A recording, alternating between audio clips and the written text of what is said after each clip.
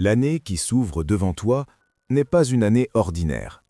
Elle ne doit pas être traversée comme un simple calendrier qui défile, ni vécue avec des résolutions fragiles ou des promesses sans racines.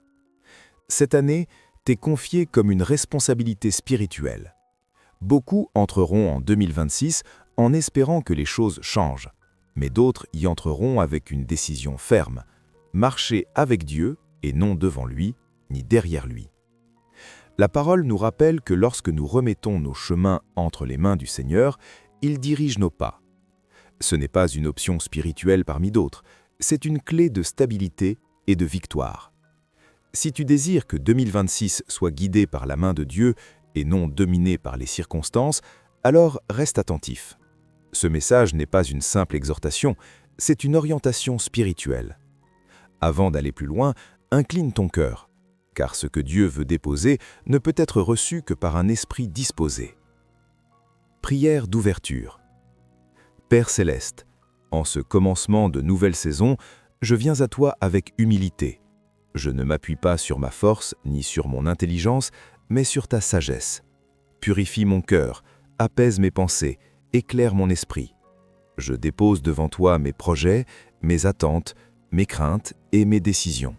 Parle-moi, Seigneur, non selon ce que je désire entendre, mais selon ce dont j'ai besoin pour marcher droitement. Que cette année ne soit pas conduite par le hasard, mais dirigée par ta volonté parfaite. Amen. Chercher la volonté de Dieu avant ses propres désirs. Chaque nouvelle année pousse l'être humain à projeter, planifier, anticiper. Les pensées s'agitent, les listes s'allongent, les objectifs se multiplient. On veut aller plus loin, plus vite, autrement. Pourtant, au cœur de cette effervescence intérieure, une question essentielle est souvent étouffée par le bruit des ambitions. Qui conduit réellement ce chemin? Chercher la volonté de Dieu n'est pas un réflexe naturel, c'est un choix spirituel.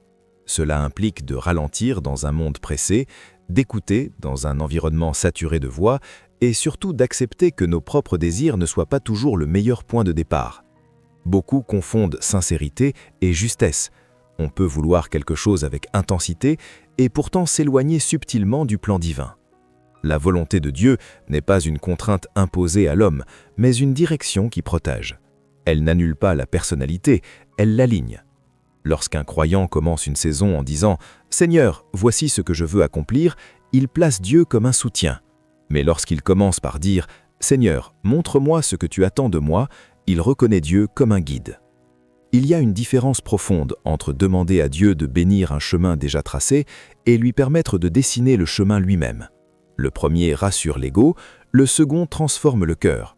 Car chercher la volonté de Dieu, ce n'est pas seulement obtenir des réponses, c'est accepter d'être façonné. Parfois, la direction divine confirme. D'autres fois, elle dérange, déplace, déconstruit. Ce processus demande une posture intérieure particulière, le silence volontaire. Dans ce silence, l'âme cesse de défendre ses projets et commence à discerner. La prière ne devient plus un monologue, mais un espace d'écoute. Et dans cette écoute, Dieu révèle souvent non seulement ce qu'il faut faire, mais surtout qui il faut devenir pour entrer dans la saison à venir. Beaucoup veulent connaître la destination sans accepter la transformation. Pourtant, Dieu ne révèle jamais un futur sans préparer l'intérieur de celui qui va le porter. Chercher sa volonté, c'est aussi accepter que certaines portes restent fermées, que certaines envies s'éteignent, que certaines attentes soient redéfinies. Non par frustration, mais par sagesse. Lorsque la volonté de Dieu devient la priorité, les choix changent de nature.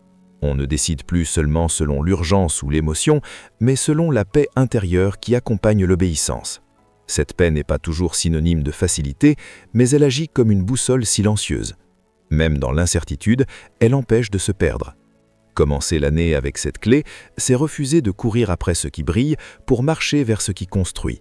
C'est comprendre que le véritable succès spirituel ne se mesure pas à la vitesse des résultats, mais à la profondeur de l'alignement. Et lorsqu'un pas est posé dans la volonté de Dieu, même le terrain instable devient sûr, même l'inconnu devient habitable, même l'attente prend un sens. Discerner la saison spirituelle dans laquelle tu entres. La vie spirituelle n'est pas linéaire. Elle avance par cycle, par phase, par mouvement parfois invisible à l'œil naturel.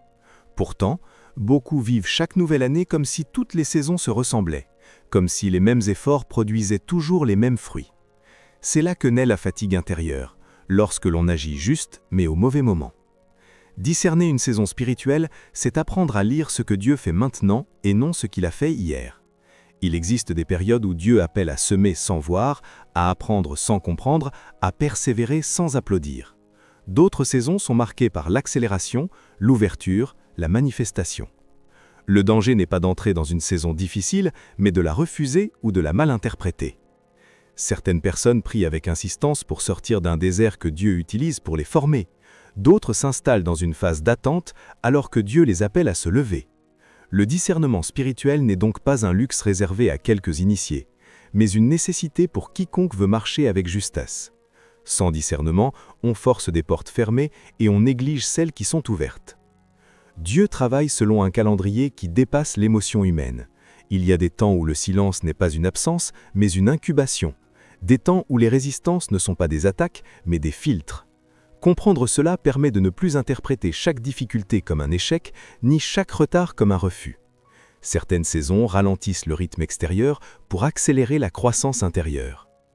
Dans la Bible, aucun appel majeur ne s'est manifesté sans un temps de préparation. Joseph a connu la prison avant le palais. Moïse a connu le désert avant la délivrance. Même Jésus n'a pas commencé son ministère public avant le temps fixé.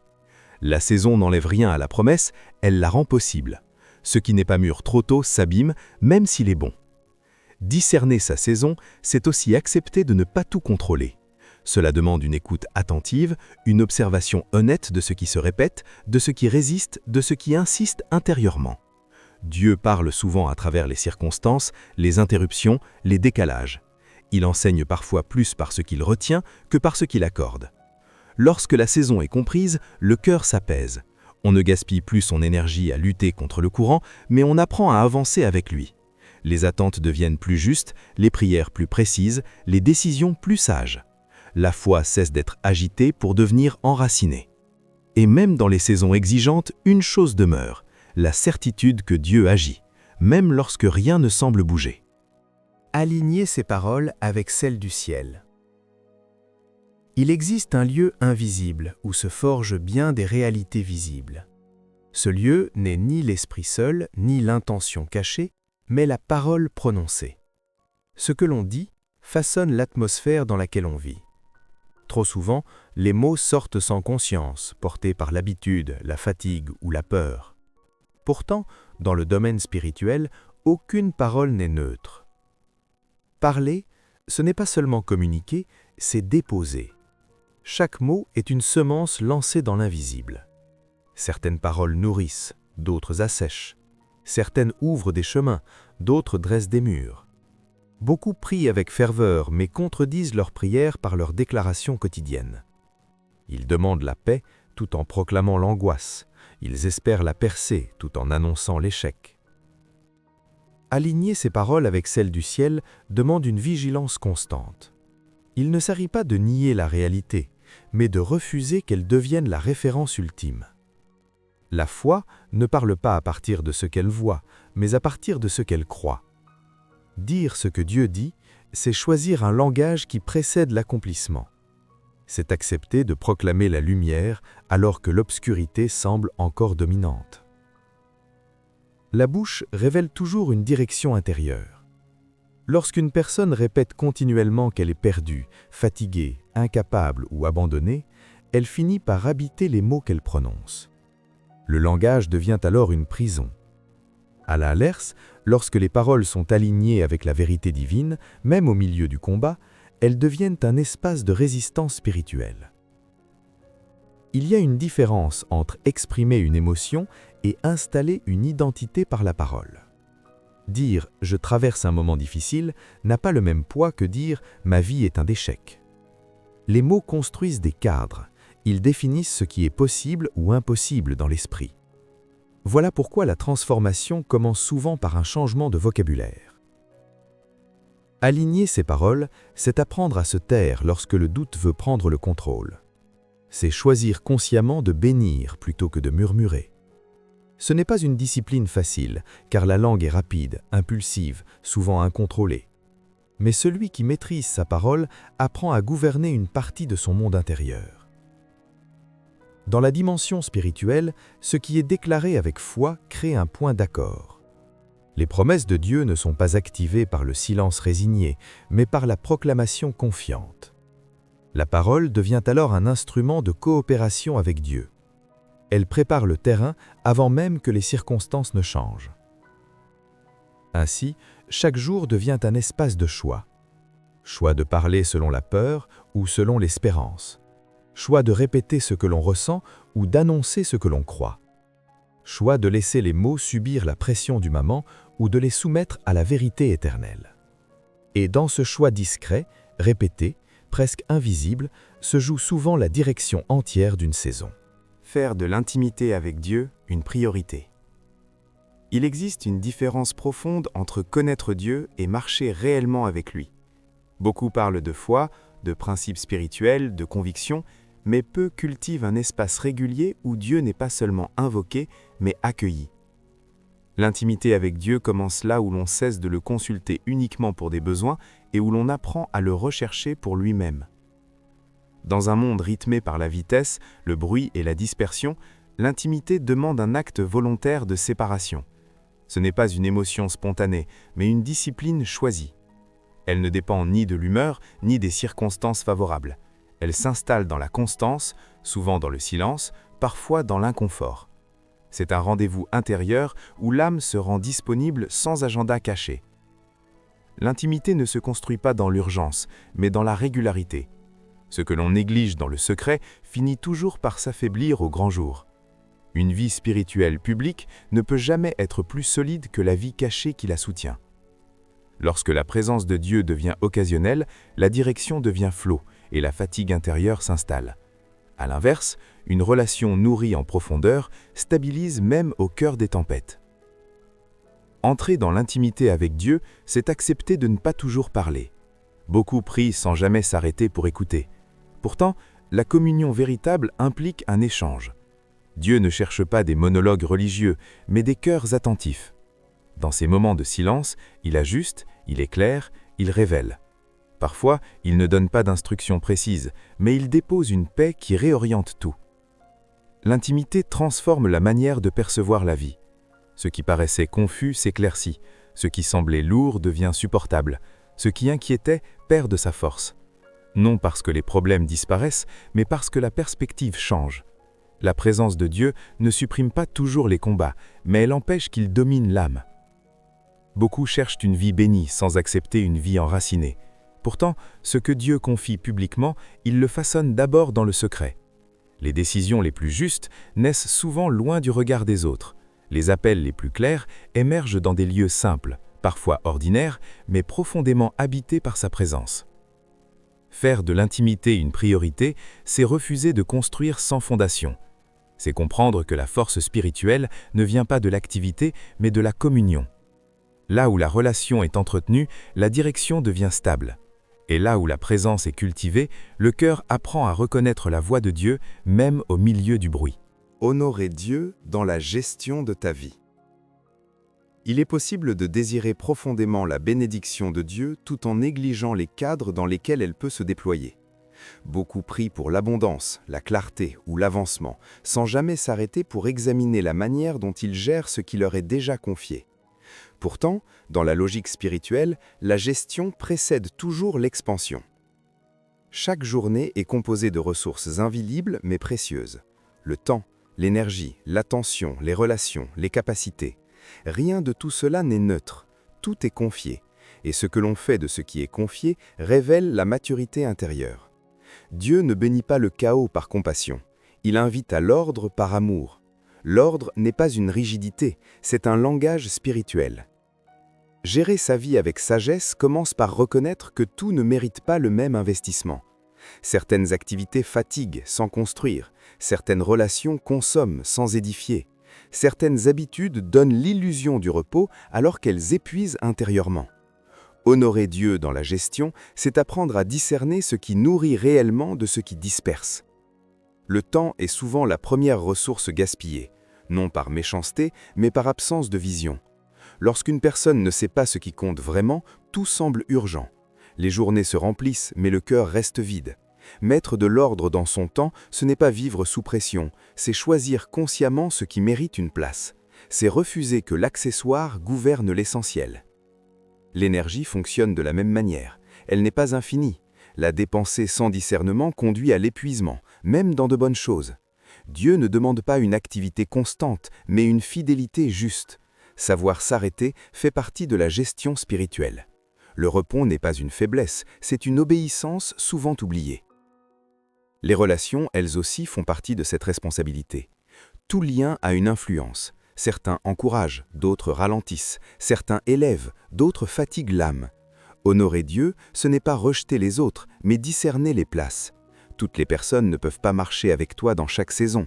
La sagesse consiste à reconnaître les rôles sans culpabilité. Même les paroles et les pensées entrent dans cette gestion globale. Ce que l'on autorise à circuler en soi finit toujours par s'exprimer à l'extérieur. Mettre de l'ordre, c'est filtrer, c'est choisir ce qui mérite d'être nourri. Dieu agit dans les détails bien plus qu'on ne le croit. La fidélité discrète prépare les transformations visibles. Lorsque la vie est gérée avec intention, la paix s'installe naturellement. Non parce que tout est parfait, mais parce que chaque chose est à sa place. Et dans cet espace structuré, Dieu peut agir librement, sans lutter contre la confusion, sans corriger en permanence ce qui aurait pu être ajusté par la sagesse. Choisir le pardon comme mode de vie. Il existe des poids invisibles que l'on porte parfois pendant des années sans s'en rendre compte. Ils ne se voient pas, ne s'entendent pas, mais influencent chaque décision, chaque réaction, chaque relation. L'amertume en fait partie. Elle s'installe lentement, souvent à la suite d'une blessure non guérie, d'une injustice mal digérée, d'une parole restée coincée dans le cœur. Et avec le temps, elle devient une manière de penser, voire une manière de vivre. Le pardon, dans la perspective spirituelle, n'est pas une émotion spontanée, ni une réaction naturelle. Il est un choix conscient, souvent contraire à ce que l'on ressent.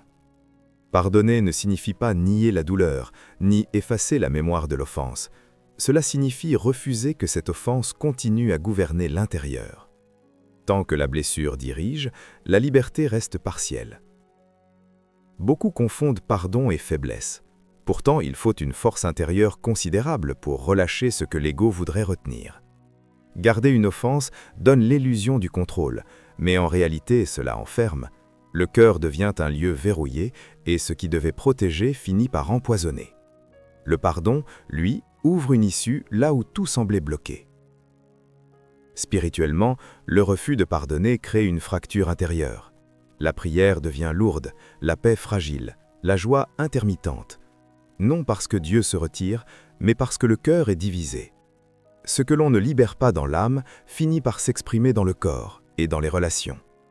Le passé prend alors plus de place que le présent. Choisir le pardon comme mode de vie, c'est refuser de transporter les blessures d'une saison dans la suivante. C'est décider que ce qui a fait mal ne définira pas ce qui vient. Ce choix ne se fait pas toujours en une fois. Il se répète, il se renouvelle. Parfois, il se reconfirme chaque jour, mais à chaque fois, il desserre un peu plus les chaînes invisibles. Le pardon remet la justice entre les mains de Dieu. Il ne nie pas le mal, mais refuse d'en devenir le gardien. Il permet au cœur de retrouver sa mobilité, sa capacité à faire confiance, à aimer, à espérer, sans crainte constante. Sans pardon, même les bénédictions peuvent être vécues avec méfiance. Avec le pardon, même les épreuves peuvent devenir des lieux de croissance. Lorsque le cœur est libéré, l'avenir cesse d'être filtré par la douleur passée. Les relations retrouvent de la légèreté. Les décisions gagnent en clarté. L'âme respire à nouveau. Le pardon n'efface pas l'histoire, mais il empêche l'histoire de répéter les mêmes blessures sous d'autres formes. Et dans cet espace libéré, quelque chose de nouveau peut enfin prendre place. Devenir un intercesseur, pas un spectateur. Il existe deux manières de traverser une saison spirituelle, en observateur passif ou en acteur engagé. Beaucoup voient ce qui se dégrade, ce qui s'agite, ce qui résiste, mais peu acceptent de se tenir à la place invisible où les choses se transforment réellement. L'intercession commence là où l'on refuse de regarder les batailles de loin. Elle naît d'un cœur qui comprend que ce qui se joue dans l'invisible précède toujours ce qui se manifeste dans le visible. Être intercesseur ne signifie pas être parfait, ni spirituellement supérieur. Cela signifie être conscient. Conscient que le silence n'est jamais neutre. Conscient que l'indifférence laisse des brèches ouvertes. Conscient que certaines situations ne changent pas parce qu'elles ne sont pas portées dans la prière. L'intercesseur n'attend pas que tout aille mal pour se lever. Il veille avant que la chute ne survienne. La prière d'intercession n'est pas une récitation, c'est une position. Elle demande de sortir de soi, de ses besoins immédiats, de ses priorités personnelles. Elle pousse à porter ce que l'on n'a pas causé, à prier pour ce que l'on ne contrôle pas, à se tenir pour ceux qui n'ont plus la force de le faire eux-mêmes. C'est un engagement silencieux, souvent sans reconnaissance, mais profondément efficace.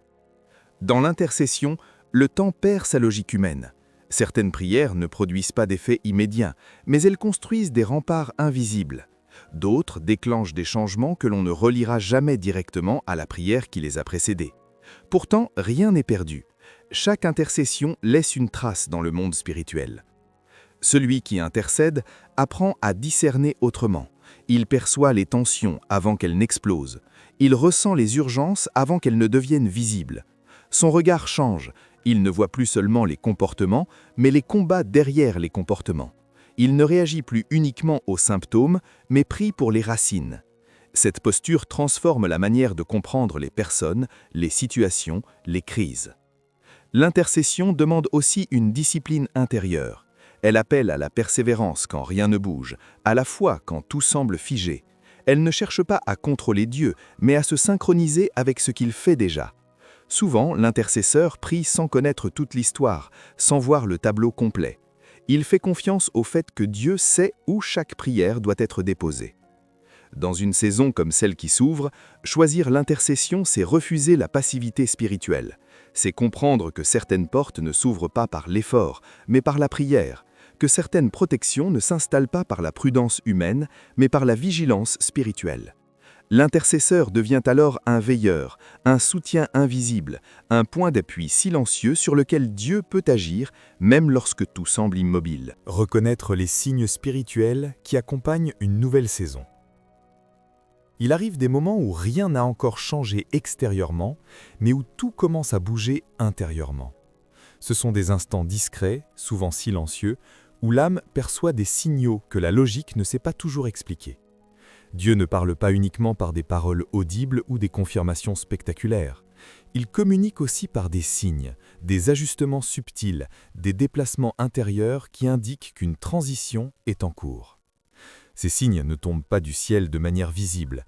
Ils se manifestent dans le quotidien, à travers des impressions persistantes, des portes qui se ferment sans bruit, des résistances inattendues ou au contraire des élans nouveaux qui naissent sans cause apparente. Beaucoup passent à côté parce qu'ils cherchent des preuves éclatantes. Pourtant, dans la vie spirituelle, ce qui est déterminant est souvent discret. L'un des premiers signes d'une nouvelle saison est le changement de perception. Ce qui attirait auparavant perd de son éclat. Ce qui semblait acceptable commence à troubler la conscience. Ce déplacement intérieur n'est pas une condamnation, mais une invitation à monter plus haut. Dieu prépare souvent l'avenir en modifiant d'abord les désirs. Lorsqu'un cœur ne trouve plus de satisfaction dans ce qui le nourrissait autrefois, c'est rarement un hasard. Il y a aussi les portes qui se ferment avec insistance. Non pas une difficulté passagère, mais une impossibilité répétée. Les efforts se multiplient, les stratégies s'affinent, mais rien ne cède. Là où l'homme voit un échec, Dieu place parfois une protection. Ces fermetures ne sont pas toujours accompagnées d'explications immédiates. Elles demandent une posture de confiance, une capacité à ne pas forcer ce qui résiste.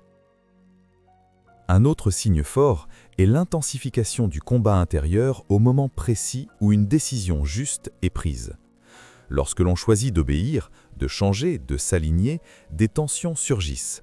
Le doute s'invite, la fatigue s'accentue, les relations se tendent. Ce phénomène n'indique pas que le chemin est mauvais, mais qu'il dérange. Le combat révèle souvent la valeur de ce qui est en jeu. Il y a également ces périodes de silence spirituel qui déroutent. Dieu semble lointain, les prières paraissent sans écho. Pourtant, ce silence n'est pas vide. Il agit comme une chambre de maturation. Il dépouille la foi de sa dépendance aux sensations. Il apprend à l'âme à s'appuyer sur la vérité plutôt que sur le ressenti. Beaucoup abandonnent dans ces moments, croyant avoir été oubliés, alors que Dieu travaille en profondeur. Parfois, le signe prend la forme d'un feu intérieur nouveau, une urgence douce mais insistante à servir, à s'engager, à bâtir quelque chose qui dépasse le confort personnel. Ce feu ne cherche pas la reconnaissance, il brûle même lorsque personne ne regarde. Il pousse à agir sans garantie, simplement par conviction. Lorsqu'il apparaît, il demande à être nourri, pas analysé excessivement. Reconnaître les signes spirituels demande une attention fine, une sensibilité cultivée dans la prière et l'écoute. Ils ne s'imposent pas, ils se discernent. Et plus le cœur apprend à les reconnaître, plus la marche devient ajustée, non guidée par la précipitation, mais par une compréhension intérieure du mouvement de Dieu. Arrivé au terme de ce message, une chose devient claire. L'année qui s'ouvre devant toi ne se jouera pas uniquement sur des événements, des opportunités ou des circonstances extérieures. Elle se jouera avant tout à l'intérieur, dans les choix que tu feras quand personne ne regarde, dans la posture que tu adopteras face à Dieu, dans la manière dont tu écouteras, discerneras, parleras, pardonneras, prieras et répondras aux mouvements invisibles de l'esprit. Chaque clé partagée, chaque orientation évoquée, chaque appel intérieur n'a qu'un seul objectif, t'aider à marcher avec conscience, profondeur et alignement. Dieu ne cherche pas des spectateurs spirituels, mais des cœurs disponibles. Il ne force jamais, il invite. Et ce que tu feras de cette invitation déterminera la couleur de ta saison. Si ce message a touché ton cœur, s'il a réveillé quelque chose en toi, s'il t'a amené à réfléchir différemment à ta marche avec Dieu, ne laisse pas cela s'arrêter ici. Exprime-le. Écris un commentaire pour partager ce que tu ressens, ce que tu traverses ou ce que Dieu te met à cœur en ce moment. Like cette vidéo pour soutenir le message et permettre à d'autres d'y accéder. Abonne-toi à la chaîne pour ne manquer aucun enseignement, aucune exhortation, aucun moment de croissance spirituelle à venir. Ici, nous ne cherchons pas le bruit, mais la profondeur. Pas la performance, mais la transformation. Que Dieu te guide, t'éclaire et t'accompagne dans chaque pas. À très bientôt pour la suite.